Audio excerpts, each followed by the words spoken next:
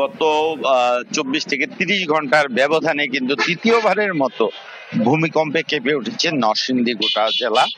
এই ভূমিকম্পের ফলে কিন্তু নরসিংদীর যেসব মানুষ রয়েছে সবাই কিন্তু আতঙ্কিত হয়ে পড়েছে এবং কিছুক্ষণ পূর্বে যে ভূমিকম্পটা হয়েছে সেই ভূমিকম্পের সময় কিন্তু মানুষজন আতঙ্কিত হয়ে দিক বিদিক ছোটাছুটি করেছে এবং অনেকেই কিন্তু চিৎকার চেঁচামেচি করে ঘর থেকে বেরিয়ে আসার চিত্র আমরা দেখতে পেয়েছি এবং সবাই কিন্তু আতঙ্ক, অনেকেই এখন খোলা স্থানে অবস্থান নিয়েছে এবং খোলা আকাশের নিচে যেখানে বিল্ডিং নেই সেসব জায়গায় কিন্তু অবস্থান নিয়েছে। আসলে তৃতীয়বারের মতো এই ভূমিকম্পটা হওয়ার ফলে মানুষের মধ্যে আতঙ্ক এবং প্যানিক যেটা রয়েছে সেটা কিন্তু অনেকাংশে বেড়ে গেছে।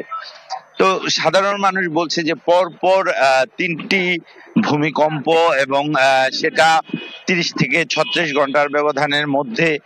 তো এই ঘন ঘন সময়ের মধ্যে আসলে ভূমিকম্প হওয়ার কারণে কিন্তু মানুষজনের যে মধ্যে যে ভয় ভীতি সেটা আসলে বেশি বিরাজ করছে এবং যে স্থাপনাগুলো রয়েছে সেই স্থাপনাগুলোতে কিন্তু এবার ব্যাপক ঝাঁকুনি হয়েছে এবং সুউচ্চ যে ভবনগুলা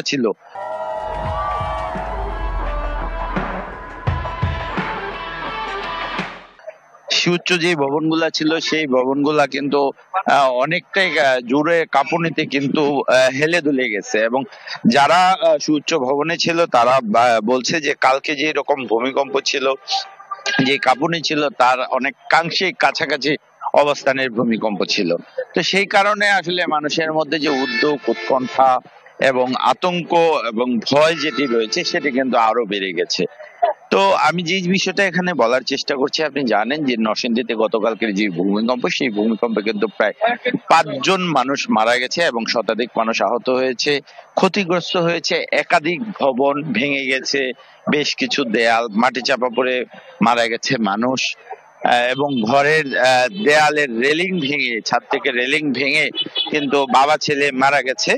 তো সব মিলে এইসব ঘটনার পর মানুষের মধ্যে যে আতঙ্ক, সেই আতঙ্কটা বহুগুণ বেড়ে গেছে। তো এই ছিল সর্বশেষ অবস্থা। নিশি, ধন্যবাদ সঞ্জিত শাহ আপনাকে। দর্শক দেখছিলেন, আমাদের সাথে যুক্ত হয়েছিলেন আমাদের সহকর্মীরা, ভূমিকম্পের সবশেষ খবর জানাচ্ছিলেন তারা।